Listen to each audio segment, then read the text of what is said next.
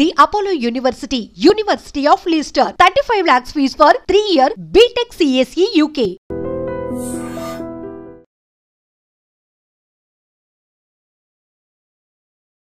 This program sponsored by Marwadi University, Rajkot, Gujarat. Join Global Campus for a 360-degree education.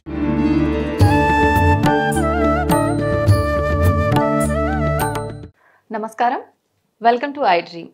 ధర్మ మార్గం కార్యక్రమానికి స్వాగతం. మన తెలుగు వారందరికీ ఆరాధ్య దైవం, ఇష్టదైవమైన వెంకటేశ్వర స్వామి గురించి మాట్లాడుకోవాలంటే అసలు మనకు ఎంతో అదృష్టం ఉండాలి. ఈరోజు మనం మాట్లాడుకోబోయే విశేషాలన్నీ కూడా చాలా ప్రత్యేకమైనవి. మొత్తం వెంకటేశ్వర స్వామి గురించి మనం ఈరోజు టాపిక్లో మాట్లాడుకోబోతున్నాం. ప్రస్తుతం నాతో పాటు ఉన్నారు విశ్వపతి టీవీఆర్కే మూర్తి గారు. ఆయన వెంకటేశ్వర స్వామి గురించి ప్రతిసారి మనకు ఎన్నెన్నో మంచి విషయాలను తెలియజేస్తూనే ఉంటారు. వారు రాసిన పుస్తకాల రూపంలో కూడా వెంకటేశ్వర స్వామి యొక్క వ్రత విధానం అయితే ఏంటి, వ్రత కల్పం అనే పుస్తకంలో చాలా చక్కగా రాశారు. వెంకటేశ్వర స్వామి లీలల గురించి తెలియజేయడం కోసం ఇప్పుడు మనతో పాటు ఉన్నారు. సార్తో మాట్లాడి తెలుసుకుందాం. నమస్కారం సార్. నమస్కారం తల్లి, చాలా సంతోషం. మళ్ళీ ఇన్ని రోజుల తర్వాత కలుస్తున్నాం మనం. అవును సార్, నాకు చాలా సంతోషంగా ఉంది సార్. చాలా సంతోషం సార్. వెంకటేశ్వర స్వామి అందరికీ ఎంతో ఆరాధ్య దైవం, ఇష్టదైవం. ఆయన్ని ఒక్కొక్కరు ఒక్కో రకంగా పిలుచుకుంటారు. చాలా రకాల పేర్లు కూడా ఉన్నాయి. మరి ఎవరికి ఇష్టం వచ్చినట్టుగా వాళ్ళు పిలుచుకుంటున్నారే తప్ప స్వామి వారికి ఏ పేరుతో పిలిస్తే ఇష్టం ఉంటుంది సార్, తెలియజేయండి. మనం విష్ణు సహస్రనామం చదువుతాం కదా. విష్ణు సహస్రనామంలో ఎన్ని 1000 నామాలు. అసలు ఆ స్వామికిట అనంత కోటి నామాలు ఉన్నాయంటారు. ఏ నామంతో పిలిచినా చక్కగా పలుకుతాడు ఆయన. అసలు సహస్రనామాలు అంటేనే మనకి సహస్రం అనేది 1000 కాదనమాట, అనంతమైన అని అర్థం. మనం వింటుంటాం కదా, కో అంటే పలికే కొండల రాయుడు ఇట్లా అంటుంటాం కదా. ఆయనకి మనకి ఇలా వెంకటేశ్వర స్వామి, శ్రీనివాసుడు, గోవింద, శేషాచలపతి, ఇలా ఎన్నెన్నో, వెంకటనాథుడు ఇలా అంటుంటాం కదా. అసలు మన అందరి ఇళ్లలో ఏదో పేరు లేని వాళ్ళు చాలామంది వెంకట ముందు కలుపుకోవటం ఇటువంటి ఆనవాయితీకి చాలామందికి వస్తూ ఉంటుంది కూడా కదా. సో అందరూ గబుక్కుని చాలామంది ఇలా తరతరాలుగా అసలు మన హిందూ ముఖ్యంగా దక్షిణ భారత కుటుంబాలలో అనేక మందికి వాళ్ళ పేర్లలో వాళ్ళ ఫ్యామిలీ మెంబర్స్లో ఎవరికో ఒకరికి ఏదో ఒకటి స్వామివారిని పెట్టుకోవటం అలవాటుగా వస్తుంది ఎప్పటి నుంచో మనకి ముందర. కొంతకాలం కింద తప్పదు కదా, ఏదో వెంకటయ్య, వెంకటన్న, వెంకటేష్ ఇట్లాగా, వెంకటేశ్వరరావు ఇలా కనపడుతూనే ఉంటారు మనకి, శ్రీనివాస్ అని ఇట్లా అని. సో వీటన్నిటిలో అన్ని నామాలు ఆయనకి ఇష్టమే. అసలు కేశవ నామాలు అని చెప్పి 24 నామాలు ఉంటాయి. కేశవైన మహా, నారాయణ మహా, మాధవైన మహా అని అంటాం. ఆ 24 నామాలు స్వామికి అత్యంత ప్రీతికరమైనవి అంటారు. 24 నామాలు విశిష్టత ఏంటంటే దాంట్లో స్వామి 4 ఆయుధాలని కూడా 4 చేతుల్లో ధరించి ఉంటారు. శంఖం, చక్రం, గద, సారథి అంటారు. ఆయుధాలన్నీ కూడా ఈ 4 చేతుల్లోనూ కూడా ఒక్కొక్క రీతిలో మారుతున్నప్పుడు ఒక్కొక్క నామానికి అది ప్రత్యేకంగా చెప్తాం మనం. కేశవాయన మహా అంటే నారాయణ అంటే ఇట్లాగా, మాధవాయన మహా అంటే పురుషోత్తమైన అంటే అధ్వజమైన. ఈ నామాలన్నీ కూడా 24 నామాలు, ఈ కేశవనారాయణ మాధవాయన పండుగ, ఈ నామాలన్నీ మాధవాయన మహా, పురుషోత్తమైన, దామోదరాయన మహా, శ్రీకృష్ణ ఇలా చదువుతాం మనం. ఇవన్నీ కూడా చాలా ప్రీతికరమైనవి.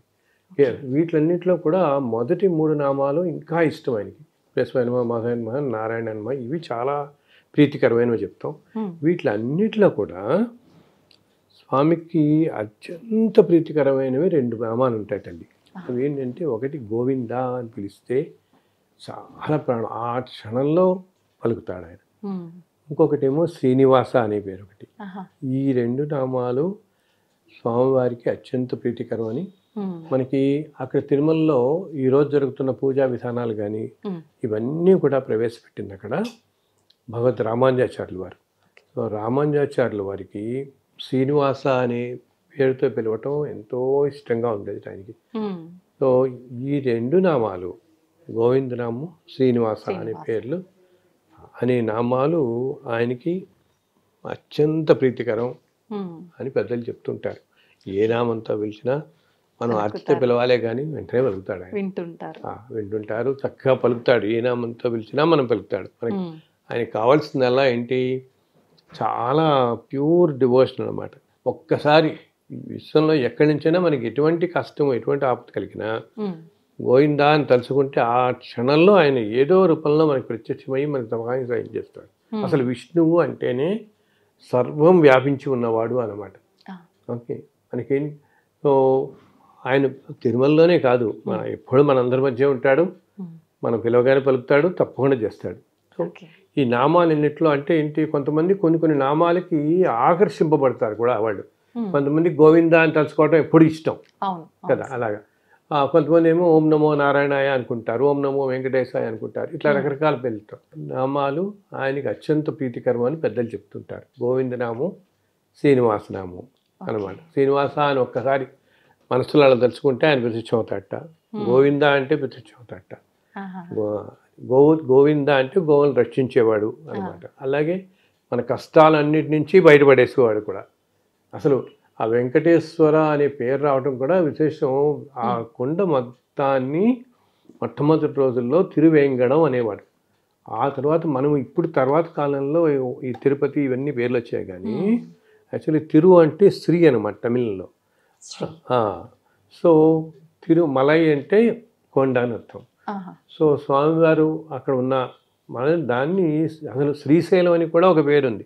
తిరుమలని కూడా శ్రీశైలం అంటారు, వెంకటాద్రిని కూడా. మామూలుగా మనం తిరుపతి కొండలని పిలుస్తాం కదా, వెంకటాద్రి, నారాయణాద్రి, వృషభాద్రి ఇట్లా అంటామే. అలా అనేక పేర్లలో దానికి శ్రీశైలం అనే పేరు కూడా ఒకటి ఉంది యాక్చువల్గా. సో అలాగా హృదయంలో నివాసంగా ఏర్పరచుకున్నాడు కాబట్టి శ్రీనివాసుడు అయ్యాడు. మీకు ఈ రెండు పేర్లు ఆయనకి అత్యంత ప్రీతికరమైనటువంటి అన్నమాట. అయితే సార్, ఎప్పుడు చూసినా భగవంతుడు రకరకాల ఆభరణాలతో, ఒక మంచి అలంకారంతో ప్రతిరోజు మనకు దర్శనం ఇస్తూనే ఉంటాడు. అలంకారాల వెనక కూడా విశిష్టత ఏమైనా ఉందా సార్? అవునమ్మా, మనకి తెలుసు కదా, శివుడు అభిషేక ప్రియుడు, విష్ణువు ఏమో అలంకార ప్రియుడు. ఆయనకి ఎంత అలంకారం చేస్తే అంత ఇష్టం అన్నమాట. ముఖ్యంగా పుష్పాలంకారం ఇంకా ఇంకా ఇంకా ఇష్టం ఆయనకి. అందుకనే తిరుమల మొత్తం కూడా ఎన్నో పూల తోటలు ఉండేవి పాతకాలంలో అనమాట. ఎన్ని ఎన్ని ఎన్ని రకాల పుష్పాలు, పూల తోటలు. ఇప్పుడున్న మనకి కాటేజీలు కనపడుతున్నాయి, అన్ని ఏరియా అంతా తోటలే, మొత్తం ఉద్యానవనాలే. అసలు తిరుమలని పుష్ప మండపం అనే పిలుస్తారు. పుష్పం అనే పేరు కూడా ఉంది. ఇప్పుడు ఏంటంటే ఈ మనకి మోడర్న్ టైమ్స్ ఇన్ని రావడంతో ఆ కాటేజెస్ వాటి స్థానాలు ఇప్పుడు ఎస్పీటీ కాటేజెస్ అంటారు వాళ్ళు. అక్కడ అంతా కూడా సురాపురం జమీందార్ అని ఆయన ఎంతో భక్తి స్వామివారి మీద. ఆయన అప్పుడు పెద్ద తోట కట్టించాడు. సురాపురం తోట అని ఉండేది ఒకప్పుడు. ఆ తోట ప్రదేశంలో వచ్చినవన్నీ కూడా ఇదనమాట. ఇప్పుడు మనకి ఈ సురాపురం ఎస్పీటీ కాటేజ్ అంటారు. అలా కొండ మీద మొత్తం అసలు ఎన్నెన్నో చోట ఎంబీసీ కాటేజెస్ అంటారు, మంగళబావి కాటేజెస్ అని చెప్పేసి అక్కడంతా కూడా పెద్ద పెద్ద తోటలు ఉండేవి. ఆ చుట్టుపక్కల అన్ని తోటలే అనమాట. ఆళ్వార్ తోట అని చెప్పేసి ఎన్నెన్నో. ఇప్పుడు రామ్ బగీచా అంటాం మనం, గుడి ఎదుర్కొంటూనే ఉంటుంది కదా. యాక్చువల్లీ బాగ్ అంటే పెద్ద ఇది అనమాట, పూల తోట అనమాట. సో అక్కడంతా పూల తోటలు ఉన్నాయి. సో అసలు కొండ మీద ఉండే పుష్పాలన్నిట ఎప్పుడెప్పుడు తాము వెళ్ళి స్వామిని అలంకరిస్తాయా అని చూస్తుంటేట. మాకు ఇప్పుడు ఎంత అదృష్టం ఎప్పుడు వస్తుంది అని చెప్పి రోజు ఆయనకి అలా పూలమాలలో సమర్పిస్తూనే ఉంటారు. పూలమాలలు అన్నీ కట్టే ప్రదేశం తిరుమలలో ఒక చోటు ఉంటుంది. యాక్చువల్లీ మనలాంటి వాళ్ళ భక్తులు కూడా వెళ్ళి అక్కడ కూర్చొని కట్టచ్చు. మాలలు మనకి కూడా కట్టనిస్తారు. చాలా మందికి తెలియదు ఇది. మనం కాస్త అక్కడ ఆకాశగంగ వెళ్ళే దారిలో ఈ వీళ్ళ హార్టికల్చరల్ డిపార్ట్మెంట్ వాళ్ళది పెద్ద షెడ్స్ ఉంటాయి. అక్కడ ఏం చేస్తారంటే రోజు పూలన్నీ అసలు అక్కడికి వెళ్ళి చూస్తే మనకి ఒళ్ళు జలదరిస్తుంది అనమాట. పూలు అలా గుట్టలు గుట్టలు గుట్టలు గుట్టలు పెట్టుంటాయి చక్కగా. అందులో వీళ్ళు పెంచుతున్న అక్కడ కొన్ని గార్డెన్స్ పెంచుతున్నారు వీళ్ళు. వాటి నుంచి వచ్చిన పువ్వులు ప్లస్ వీళ్ళకి నిత్యం కూడా బెంగళూరు నుంచి, చెన్నై నుంచి చాలా మంది డోనర్స్ స్వామివారి అభిమానంతో భక్తితో టన్స్ అండ్ టన్స్ అనమాట అందులో పూలు వస్తుంటాయి. అవన్నీ కూడా వాళ్ళు చాలా ప్రత్యేకంగా ఎంతో ముచ్చటగా ఉంటుంది. మేము ఒకసారి వెళ్ళినప్పుడు కూర్చొని చూసాము. ఆ కట్టే విధానం కూడా చాలా విశిష్టంగా ఉంటుంది. మనం 5 నిమిషాలు ఉంటే మనం గ్రహిస్తే మనం కూడా కట్టిస్తారు కాసేపు వాళ్ళు. చక్కగా ఒకసారి వెళ్ళినప్పుడు కడితే మేము అడిగాం ఈ మాల ఎప్పుడు వెళ్తుందంటే ఈరోజు సాయంత్రం మారుస్తున్నారు స్వామివారికి, ఈ మాలే వేస్తున్నారని. ఎంత అదృష్టం మనకి కదా, ఎంత అదృష్టం. మనం 4 పూలు కట్టగలుగుతాం అంటే అక్కడ కూర్చొని. అలా ఎన్నెన్నో ఈ పూలతో పాటు ఇప్పుడన్నీ నిలిచిపోయింది పూలాలంకారం కదా, పుష్పాలంకారం రోజు మార్నింగ్ ఉదయం తోమాల సేవ అప్పుడు కొత్త వేస్తారు, మారుస్తారు, మళ్ళీ సాయంత్రం వేళల్లో మళ్ళీ మారుస్తారు ఆయనకి. దీంతోపాటు స్వామి ఎన్నెన్నో రకాల ఆభరణాలతో వెలిగిపోతూ ఉంటాడు నిత్యం మనకి. అంతా అసలు తిరుమల కొండంతా బంగారమయమే అనమాట. ఆనంద నిలయం అంతా బంగారం కదా, అన్ని బంగారు ఆభరణాలతో ఎన్నో ఆభరణాలు ధరించి అసలు స్వామి మనకి తిరుమలలో స్వామి విగ్రహం 9 అడుగులు ఉంటుంది తల్లి, 9 అడుగులు. కానీ మనకి ఏమిటంటే దూరం నుంచి మనం ఇన్ని ఆభరణాలతో మనం చూస్తాం కాబట్టి మనకి కొంచెం ఇలా తక్కువ ఎత్తులో ఉన్నట్టు కనిపిస్తాడు మనకి. ఇన్ని ఆభరణాలు అలంకరణాల మధ్య ఈ రోజుల్లో అందరికీ జైవిధుల నుంచే మనం చూడగలుగుతున్నాం కాబట్టి దర్శనం దూరంగా, కానీ 9 అడుగులు ఎత్తు ఎన్నో రకాల ఆభరణాలు ఉంటాయన్నమాట, ఎప్పుడు ధరించి ఉంటాడు. అండ్ అన్నీ ఉండో చెప్పాను, అంత బంగారమయ్యే కదా, అన్ని చోట్ల బంగారు వాకిలి, ధ్వజస్తంభం, అసలు శేషాచలం కొండలు అన్నీ కూడా మొత్తం బంగారమే అంటారు. కృతయుగంలో ఇదంతా బంగారు కొండలట, ఇప్పుడు కలియుగంలో మనకి ఇలా శిలల్లా కనిపిస్తున్నాయి. కానీ అందుకని దానికి కనకాద్రి అనే పేరు కూడా ఉంది. తిరుమలకి మనం వెంకటాద్రి ఎలా అంటామో కనకాద్రి అనే పేరుతో కూడా పిలుస్తారు. అందుకని మనం ఇప్పటికీ కూడా మనం తిరుమల కొండ ఎక్కేటప్పుడు సాయంత్రం వేళల్లో చూస్తే సన్ రేస్ పడుతున్నప్పుడు గోల్డెన్ కలర్లో మెరుస్తుంటాయి ఆ కొండలన్నీ కూడా. సైడ్ నుంచి చూస్తే మొత్తం గోల్డ్ కలర్లో మెరుస్తుంటాయి మనకి అనమాట. అంతా బంగారమయమే. మనం ఇంకా కలియుగంలో మానవులు అన్ని పాపాలు చేసుకుని అధర్మంగా ఉంటారు కాబట్టి మనకి ఆ బంగారం కనపడకుండా శిలలా కనపడుతున్నాయి అవన్నీ మనకి.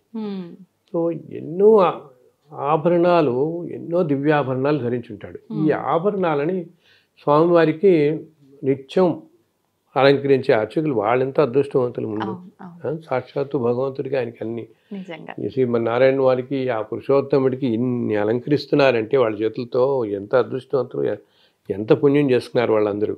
సో దాన్ని ఆలయ సాంప్రదాయంలో సమర్పణ అంటారు. సమర్పణ అన్నమాట. అది కూడా ఏంటంటే 3 రకాలుగా ఉంటుంది. సామాన్య సమర్పణ ఒకటి, విశేష సమర్పణ ఒకటి, ఇంకోటి మోజాతి సమర్పణ అంటారు. సామాన్యంగా సమర్పణ అంటే రోజు స్వామివారికి ఉండే ఆభరణాలన్నీ అనమాట. ఆయనకి ఎప్పుడు తొండమానుడు ఇచ్చినటువంటి ఆ కిరీటం మాత్రం ఎటువంటి వేళలో వాళ్ళు సడలించరు. కిరీటం ఎప్పుడూ ఉంటుంది. స్వామివారి పాదాలు బంగారు రేకులతో కప్పబడి ఉంటాయి. ఏమ్మా, బంగారు రేకులతో ఉంటాయి. అందుకని మనకి మామూలు రోజుల్లో పాదాలు కనపడవు. మనం ఒక్క శుక్రవారం మాత్రం నిజపాద దర్శనం అప్పుడు ఆ బంగారు పాదాల తొడుగులు తీసి మామూలు రోజుల్లో మొత్తం తులసి ఆకులతో పూజ చేస్తారు. తులసి దళాలే కప్పబడి ఉంటాయి, మనకి కనపడవు. ఒక్క అభిషేకం తర్వాత మనకి ఆ నిజపాద దర్శనం ఆ రోజు మాత్రం చూడగలుగుతాం. స్వామివారి నిజపాదాలు మనం దర్శించగలుగుతాం. ఇంకా అక్కడి నుంచి స్వామికి భుజకీర్తలు ఉంటాయి, ఎన్నో మాలలు ఉంటాయి, సహస్రనామ మాల ఉంటుంది, అండ్ లక్ష్మీహారం అని ఉంటుంది. ఈ లక్ష్మీహారం ఏంటంటే తల్లి, అది 365 రోజులు స్వామికి ఉంటుంది. అలా ఎప్పుడూ స్వామితోనే ఉండేది ఆ లక్ష్మీహారం అని ఉంటాం. అలాగే కాసులతో చూస్తాం, లక్ష్మీ రూపుల కాసులతో. ఆ లక్ష్మీహారాన్ని అది ఒక్క బ్రహ్మోత్సవాలలో గరుడోత్సవం రోజు మాత్రం ఆ హారం బయటికి తీసుకొచ్చి ఆ స్వామికి అలంకరిస్తారు, మలయప్ప స్వామికి. మిగతా అన్ని రోజులు ఆ లక్ష్మీహారం స్వామికే ఉంటుందన్నమాట. దీంతోపాటు భుజకీర్తులు ఉంటాయి, కడియాలు ఉంటాయి, నాగాభరణాలు ఉంటాయి, అన్ని బంగారు నాగాభరణాలు. అండ్ మళ్ళీ బంగారు వడ్డాణం ఉంటుంది, ఎంతో అద్భుతం. ఆయన అసలు ఏమంటాం మనం, మెస్మరైజింగ్ అనమాట. ఆ బంగారు వడ్డాణం పెట్టుకుని ఉంటారు. దాంతోపాటు ఆయనకి బంగారు మొలతాడు, చిన్న గంటలతో ఉండే చిన్న గంటలతో ఉండే బంగారు మొలతాడు ఉంటుంది స్వామికి. అలాగే ఒక 6 పోగుల బంగారు యజ్ఞోపేతం ఉంటుంది స్వామికి. చేతికి కడియాలు ఉంటాయి, కాళ్ళకు ఉంటాయి, అండ్ ఎన్నెన్నో అనమాట. భుజకీర్తులు, చెవికి కర్ణాభరణాలు, ఇన్ని ఆభరణాలతో అసలు ఇవన్నీ కూడా ఏంటంటే స్వామికి ఒక 24 మూరల పొడవైన అండ్ 4 మూరల వెడల్పైన ఒక పట్టు వస్త్రాన్ని స్వామికి చుడతారు. ఈ ఆభరణాలన్నీ కూడా అలంకరించాలి కదా, అలంకరించడానికి మనకి సపోర్ట్ కావాలి కదమ్మా. అందుకని స్వామికి 24 మూరలు పొడవు, 4 మూరలు వెడల్పు ఉండే పెద్ద పట్టు వస్త్రానికి స్వామి కడతారు. అది ధోవతిలాగా, అలాగే ఒక 12 మూరలు పొడవు ప్లస్ 2 మూరలు వెడల్పు ఉండేదేమో ఉత్తరీయంగా కడతారని కడతాడు. దీని మీద స్వామి అన్ని ఆభరణాలు మరి ఉంటాడు. అసలు ఒక్కోసారి మనం చూస్తూ ఉంటాం కదా.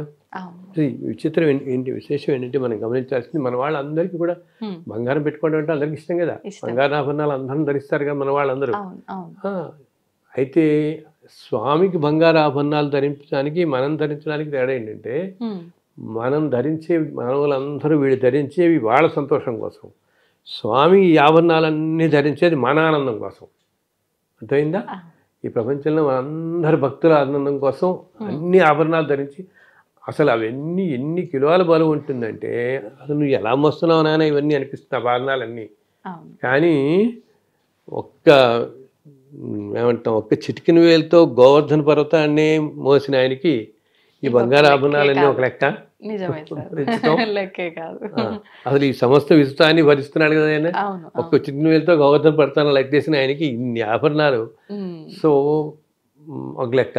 ఈ ఆభరణాలన్నీ మన ముచ్చట కోసం, మన ఆనందం కోసం స్వామి ధరిస్తాడు. ఓకే, మానవులందరూ వాళ్ళ ఆనందం కోసం ధరిస్తే, ఆయన ధరించే ఆనందాన్ని మన ఆనందం కోసం ఆభరణాలన్నీ కూడా. వీటిల్లో మళ్ళీ ప్రత్యేక ఆభరణాలని కొన్ని ఉంటాయి. ఏంటి ప్రత్యేకమైన వజ్ర కిరీటాలు? అవి ఎవరైనా ప్రధానమంత్రులు కానీ రాష్ట్రపతులు కానీ ముఖ్య ఎవరన్నా వచ్చినప్పుడు స్వామి అలంకరిస్తారు విశేషంగా. వీటితో పాటు మోజాతి అలంకరణ అంటారు. మోజాతి అలంకరణ అంటే ఉత్సవాల టైంలో అన్నమాట. ఇలా బ్రహ్మోత్సవాలు, ఇలా ఉత్సవాలు వచ్చినప్పుడు ఆ టైంలో ఇంకా కొన్ని స్వామికి ఇంకా ప్రత్యేకమైన ఆభరణాలు, ప్రత్యేకమైన కిరీటాలు స్వామిని అలంకరిస్తారు.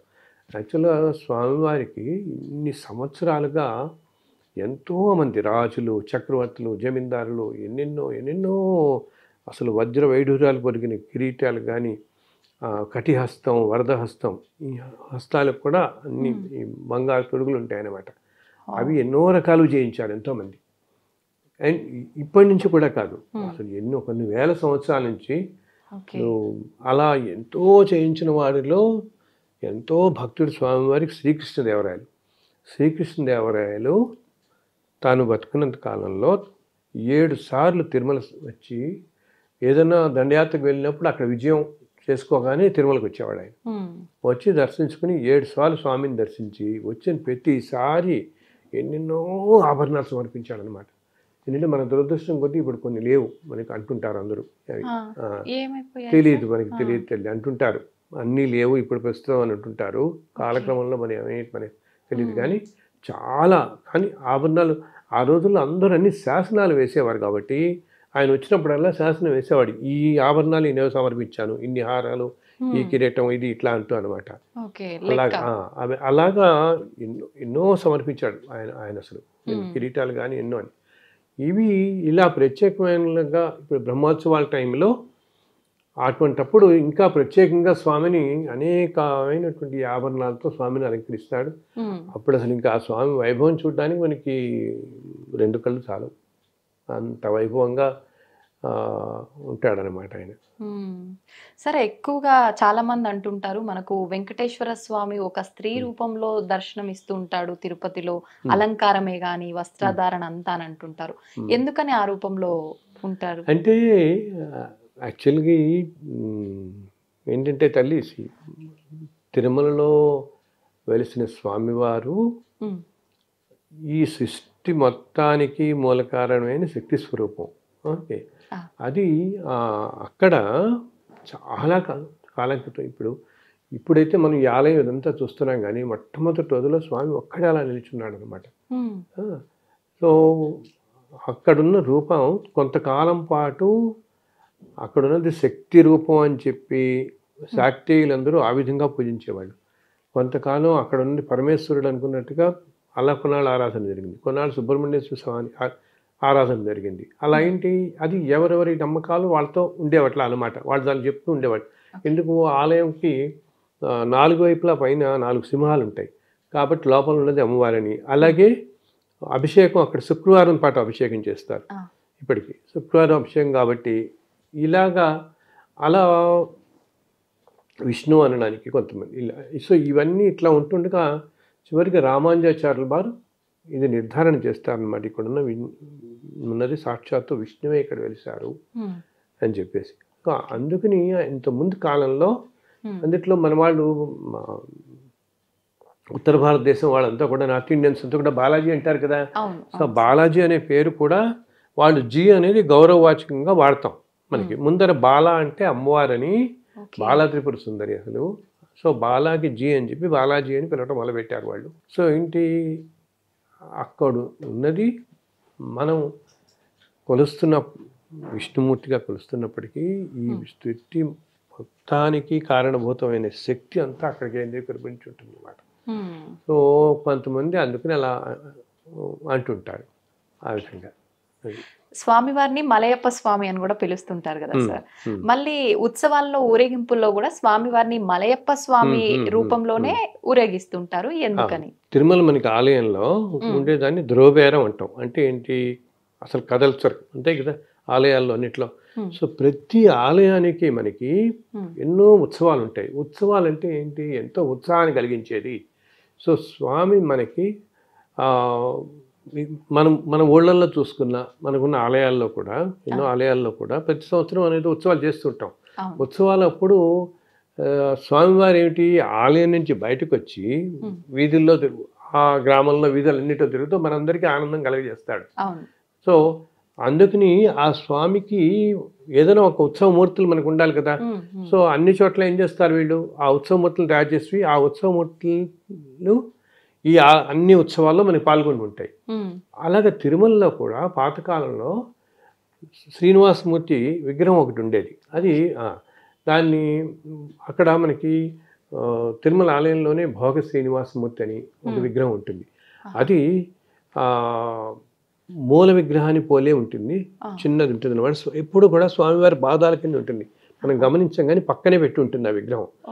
అది సామవయ్య అని ఒక రాణి ఒకసారి వచ్చినప్పుడు పాతకాలంలో తిరుమల ఆలయానికి బహుమానంగా చేసి ఇచ్చింది అనమాట. భోగ శ్రీనివాసమూర్తి అని నిత్యం ఆ భోగ శ్రీనివాసమూర్తికి కూడా అభిషేకం చేస్తారు. ఇప్పటికీ కూడా పొద్దున స్వామివారితో పక్కన అభిషేకం, స్వామివారి పాదాలు ఈ అభిషేకం చేస్తారు. ఇలాగా కొలువు శ్రీనివాసమూర్తి అనే విగ్రహం ఉంటుంది, ఉగ్ర శ్రీనివాసమూర్తి అని, మలయప్ప స్వామి ఇవన్నీ ఉంటాయి. ఈ మలయప్ప స్వామి శ్రీదేవి భూదేవిలతో సహా. ఈ ఉగ్ర శ్రీనివాసమూర్తి అనే విగ్రహం ఏంటంటే మొట్టమొదటి కాలంలో ఈ ఉత్సవాలన్నింటిలో ఆ విగ్రహమే ఊరేగింపుగా వచ్చేది. ఈ ఆలయ మాడవీధులు అంటాం కానీ 4 మాడవీధుల్ని మనం అయితే ఏమైంది, ఒకసారి అలాగా ఆయన విగ్రహం ఉత్సవంలో తీసుకొస్తున్నప్పుడు ఒక్కసారిగా ఆ స్వామికి ఎదురుకుండా, ఆ రూపానికి ఎదురుకుండా కనపడుతున్న అర్చకులు ఇళ్ళు అన్నీ ఉంటాయి, అవన్నీ ఒక్కసారి దగ్ధమైపోయాయి. సో వాళ్ళకి అర్థం కాదనమాట ఏమిటి అని. ఇంతలో ఎందుకు ఇలా ఒక్కసారి ఇంత అగ్నిమపాదం జరగటం ఏంటి ఇదంతా అనేటప్పటికి ఇంతలో స్వామి ఒక అర్చకులకి ఆవహించి ఒక మాట చెప్తారు. ఆయన కలియుగంలో విపరీతంగా అధర్మం పెరిగిపోతుంది ఇప్పుడు ఇంకా, అందుకని నా ఈ ఉగ్ర రూపాన్ని మాత్రం మీరు ఇంకెప్పుడు బయటకు తీసుకురాకండి ఉత్సవాల్లో.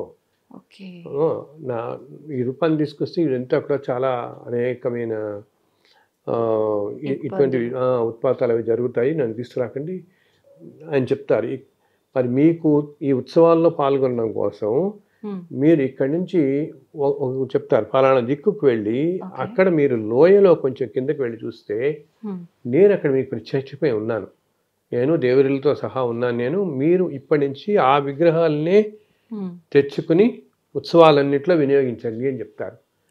సో అప్పుడు ఏం చేస్తారంటే వీళ్ళు వెంటనే ఈ ఉగ్ర శ్రీనివాసమూర్తి విగ్రహాన్ని తీసుకొచ్చి లోపల ఆలయంలో పెట్టి ఉంచేసి ఆ తర్వాత రోజు ఉదయం స్వామివారికి నమస్కరించి, స్వామి ఇలా చెప్పావు నువ్వు, మాకు కొంచెం తేలిగ్గా కనపడేలా, ఇప్పుడు అంత కొండల్లో కనపడాలి కదా ఆయన, ఎక్కడున్నావో నువ్వే మాకు కరుణించి దయచేసి నువ్వు చెప్పిన ఇలా ఈరోజు ఉదయం చెప్పిన మా మలయప్పమూర్తి ఎక్కడున్నారు, అదే మీ ఉత్సవ విగ్రహాలు ఎక్కడున్నాయో ఒకసారి చూపించండి అంటూ వీళ్ళు ఇంకా మేళతాళాలతో లోయ దగ్గరికి వెళ్తారు. లోయ దగ్గరికి వెళ్తే ఒక చోట నుంచి ఒక కింద ప్రదేశంలో వాళ్ళకి ఓమని నెమ్మదిగా వినిపిస్తూ ఉంటుంది, శబ్దం వినిపిస్తూ ఉంటుంది. అప్పుడు ఆ శబ్దాన్ని పట్టుకుని ఆ దారిలో అలా వెళతారు వాళ్ళు.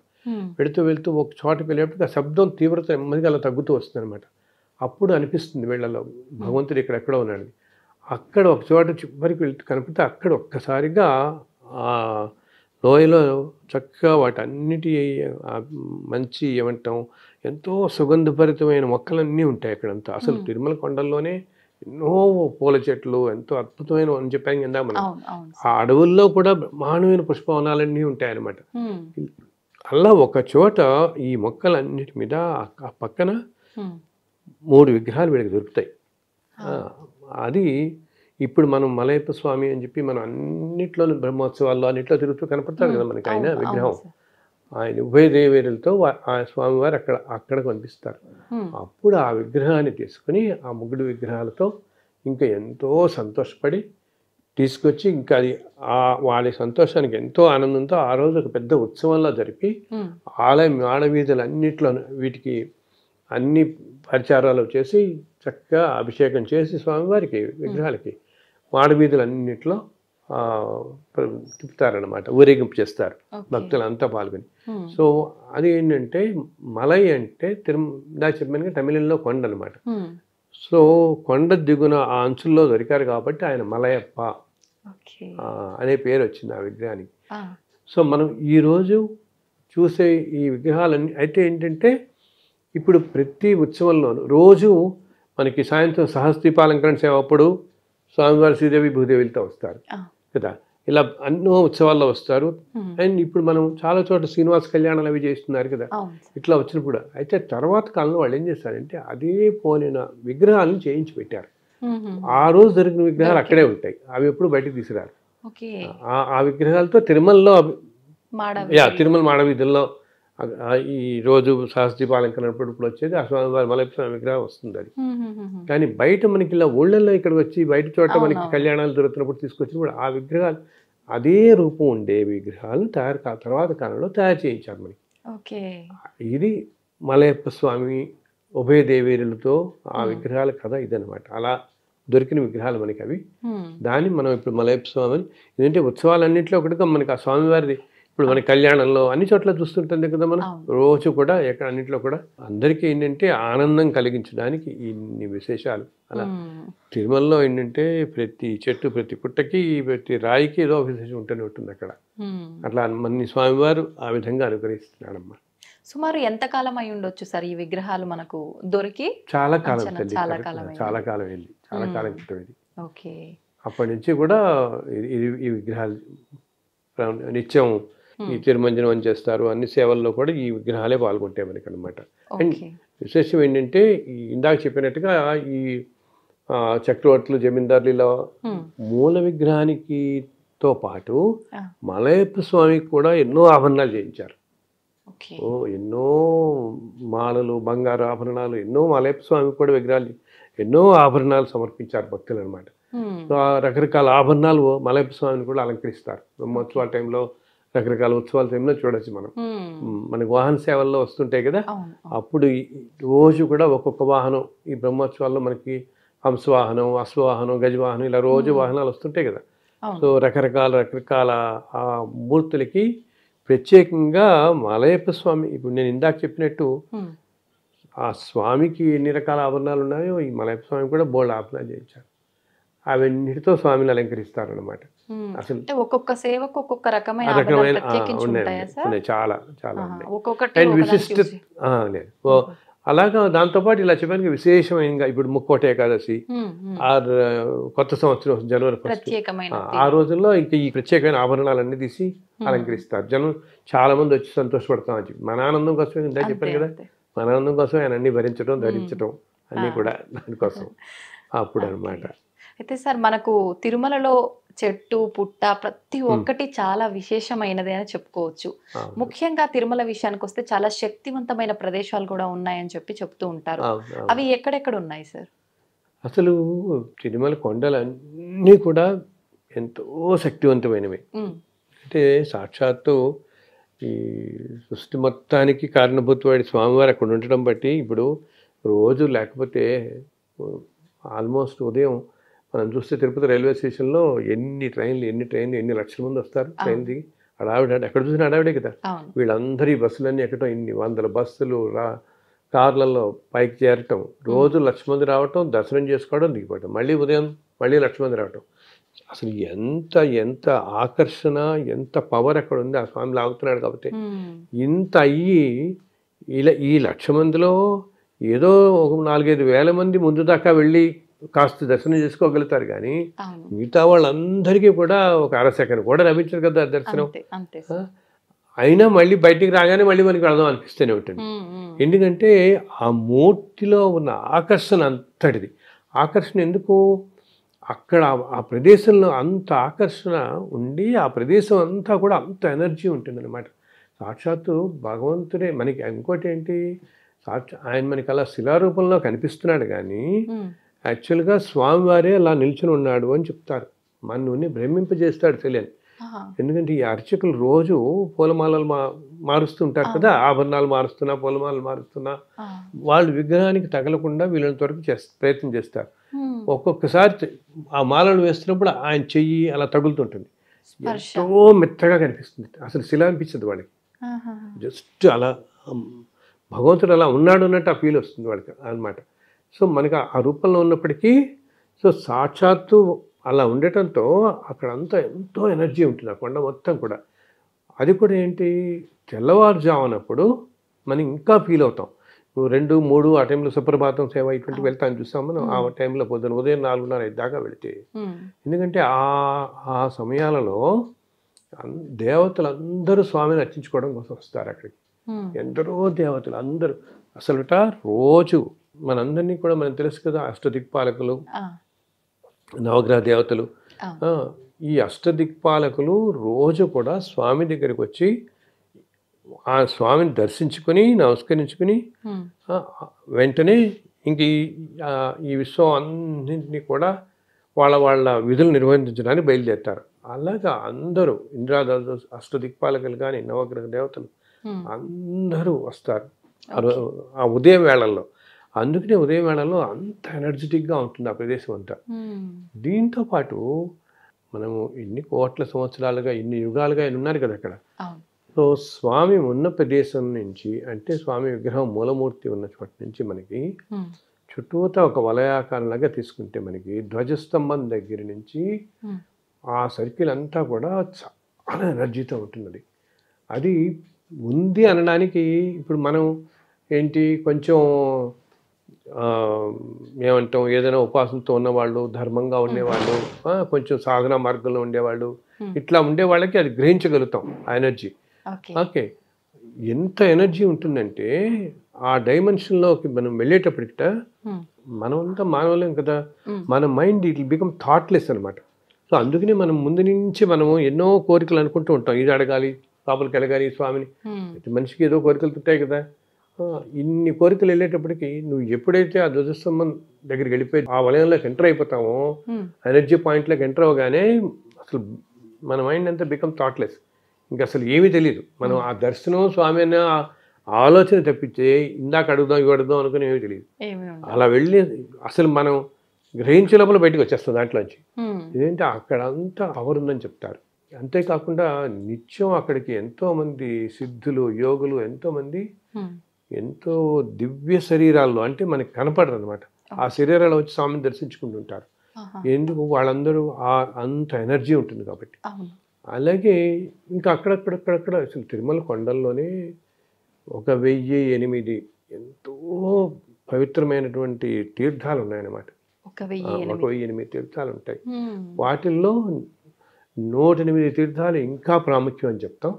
వాటిల్లో సప్త తీర్థాలు అంటారు. ఈ ఆకాశగంగా, పాప వినాశనం మనం చూస్తున్నామే పై కనపడి, కుమార తీర్థం, రామకృష్ణ తీర్థం, తుమ్మూరు తీర్థం, ఇట్లా ఉంటాయి. ఈ 7 తీర్థాలు ఇంకా పవిత్రమైనవి, మనకి కనపడివి, మనం వెళ్ళేవి అనమాట. సో ఇవన్నీ ఉండటం చేత అది ప్రదేశం ఎంతో, ఆ తీర్థాలు ఉన్నవి కూడా ఎంతో శక్తివంతమైనవి. ఇంకా కొన్ని ప్రదేశాలు చెప్పాలంటే మనకి ఆలయానికి ఈశాన్యంగా ఇప్పుడు మనకి స్వామి పుష్కరిణి ఉంటుంది కదా, ఆ పుష్కరిణి ప్రాంతంలో అంతా కూడా ఎంతో శక్తి కేంద్రీకృతమై ఉంటుంది ఈశాన్యం. ఎందుకంటే దేవతలందరూ వచ్చేటప్పుడు ఈశాన్య మార్గం నుంచి వస్తారన్నమాట. సో మనం అక్కడ కాస్త ఎస్పెషల్ తెల్లవారుజాములో కనుక అక్కడ కూర్చుని ధ్యానం చేసుకున్నాము, స్వామిని తలుచుకుంటే చాలు. తలుచుకున్న ఆ ప్లేస్లో ఉండే ఎనర్జీకి మన శక్తి మనకి ఎంతో, మన అనారోగ్యాలన్నీ తొలగిపోతాయి, ఎంతో ఆరోగ్యం మనకు కలుగుతుంది అనమాట.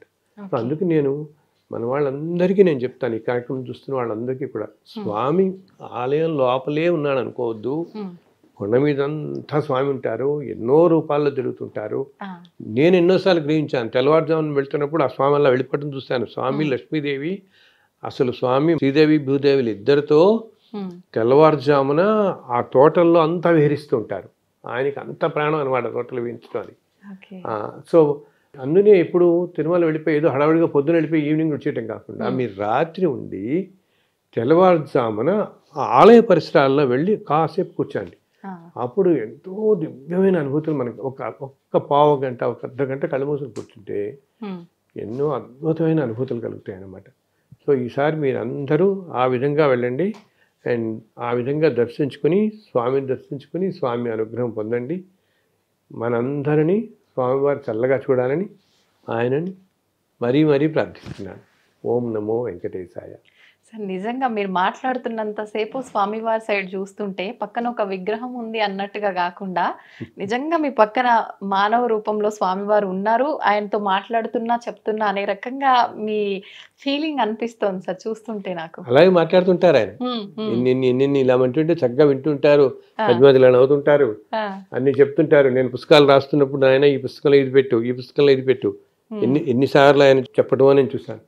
ఏదైనా ఫోటో పెట్టాలనుకుంటే నాకు వెంటనే ఆ రోజు ఇలా జస్ట్ అట్లా పడుకున్నాం అనుకో, వెంటనే కళ్ళలో కనపడి నా దగ్గర ఉన్న ఆల్బమ్స్ పుస్తకాలు ఉంటాయి అనుకో, ఈ పుస్తకం నుంచి ఈ ఫోటో తీసి ఈ పుస్తకం కవర్ కింద ఈ పెట్టిన ఆయన అని చెప్తుంటారు. అండ్ ఇప్పుడు మనకి ఏంటంటే తల్లి, ఆయనకి కావాల్సింది పవిత్రమైన ప్యూర్ భక్తి తప్పితే ఇంకేం అక్కర్లేదు. మనం ఏదో యజ్ఞాలు, యాగాలు, పూజలు ఏమీ అవసరం లేదు. ఆయన నువ్వు ఉన్నావు అంటే ఉన్నావు అంతే. ఇంకా ఉన్నావో లేవు, నువ్వు ఉంటే నాకు ఇలా చేస్తావు అని కాదు, నువ్వు ఉన్నావు, నువ్వు చూసుకుంటున్నావు అంతే అనుకుంటే ఆయన చక్కగా వచ్చి చిన్న ఇప్పుడు ఇవన్నీ వింటూనే ఉంటాడు ఆయన. ఆయనట భగవంతుడు మనం చెప్తామే, ఎక్కడైతే ఆయన లీలలు, ఆయన విశేషాలు ఎవరు తలుచుకుంటూ ఉంటారో అక్కడ వచ్చి నేను కూర్చుంటానని చెప్తాడు. నారదమూర్తి చెప్తాడు ఒకసారి, నా గుణాలు విశేషాలు అవన్నీ కీర్తిస్తున్న చోట నాకు కూడా ముచ్చటకు విందాం అనిపిస్తుంది కదా, అందుకు నేను ఎక్కడే వచ్చి కూర్చుంటాను ఆయన అంటాడు. అలా అనపడుతుంది. చాలా సంతోషం సార్, నిజంగా చాలా మంచి మంచి విషయాలు తెలియజేస్తూనే ఉంటారు ఎప్పటికప్పుడు స్వామివారి గురించి. ఇదంతా కూడా ఆయనే మంచిది 4 మాటలు చెప్పించుకుంటాడు అంతే. లేకపోతే మనం చెప్పగలుగుతాం. ఆయన గురించి విశేషాలు వర్ణించాలంటే ఎంతో అందరూ అంటారనమాట, ఏంటి 1000 నాలుకలున్న ఆదిశేషుడు కూడా ఆయన వైభవం అందించుతారు కాదు అంటారు. మనం ఈ మాత్రం చెప్పుకోగలుగుతున్నాం అంటే ఆ స్వామి మనకి ఇచ్చిన అనుగ్రహం అంతే. అదృష్టం. ధన్యవాదాలు సార్. చాలా సంతోషం తల్లి. సంతోషం. శుభమస్తు.